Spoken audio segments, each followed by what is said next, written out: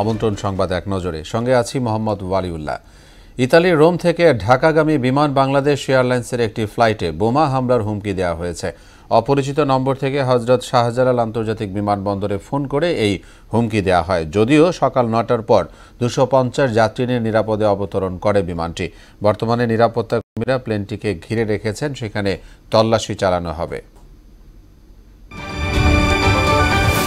গণতান্ত্রিক উত্তরণে বাংলাদেশকে সর্বাত্মক সহায়তার আশ্বাস দিয়েছে জার্মানি। সুইজারল্যান্ডে বৈশ্বিক অর্থনৈতিক ফোরামে প্রধান উপদেষ্টার সঙ্গে সাক্ষাতে এমন আশ্বাস দেন দেশটির চ্যান্সেলর ওলাফ শলৎজ। এদিকে রোহিঙ্গা সংকট সমাধানে বাংলাদেশের পাশে থাকার কথা জানিয়েছে জাতিসংঘের শরণার্থী বিষয়ক হাইকমিশনার ফিলিপ্পো গ্র্যান্ডি। জুলাই শহীদ স্মৃতি ফাউন্ডেশনের দায়িত্ব ছেড়েছেন বৈষম্য বিরোধী ছাত্র আন্দোলনের অন্যতম সমন্বয়ক সার্জিস আলম। নিজের ফেসবুক প্রোফাইলে দেয়া এক পোস্টে এ তথ্য নিশ্চিত করেন তিনি। বলেন, ফাউন্ডেশনের গঠনতন্ত্র, কাঠামো ও কাজের প্রক্রিয়াতে পরিবর্তন আনা হয়েছে। এক্সিকিউটিভ কমিটি পুরো অফিসের সার্বিক বিষয় পরিচালনা করবে। সাধারণ সম্পাদক নামে কোনো পদ এখন নেই। শীতের দাপট কিছুটা কমলেও থেমে নেই রাজধানীর বায়ু দূষণ। শুষ্ক আবহাওয়ায় ক্রমেই যেন ঢাকার বাতাসে দূষণের মাত্রা বাড়ছে।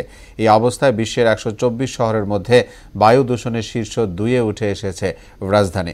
সকালে সুইজারল্যান্ড ভিত্তিক বায়ুমান পর্যবেক্ষণকারী প্রযুক্তি প্রতিষ্ঠান IQER সূচক থেকে এ তথ্য জানা যায়। গাজায় যুদ্ধবিরতির পরও মৃত মানুষের সারি লম্বা হচ্ছে।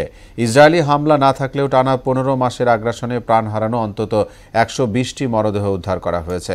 হামাসের হামলা ঠেকাতে ব্যর্থ হওয়ায় পদত্যাগের ঘোষণা দিয়েছেন ইসরায়েলি সেনাপ্রধান হারজি হালেভি। অন্যদিকে ডোনাল্ড ট্রাম্পের শান্তি প্রতিশ্রুতির পরও পাল্টাপাল্টি হামলা চালিয়েছে রাশিয়া ও ইউক্রেন।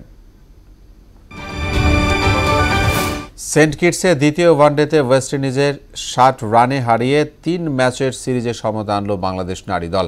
ক্যারিবীয় মাটিতে তাদের বিপক্ষে প্রথম ওয়ানডে জয় পেলে টাইগ্রেসরা। টস হেরে ব্যাট করতে নেমে ৪৮ ওভার ৫ বলে ১৮৪ রানে অল আউট হয় বাংলাদেশ। জবাবে ব্যাট করতে নেমে টাইগ্রেস বোলারদের নৈপুণ্যে ৩৫ ওভারে ১২৪ রানে গুটিয়ে যায় ক্যারিবীয়দের ইনিংস। এ ছিল সংবাদ এক নজরে। সবশেষ খবর সবার আগে জানতে মোহনার সাথেই থাকুন।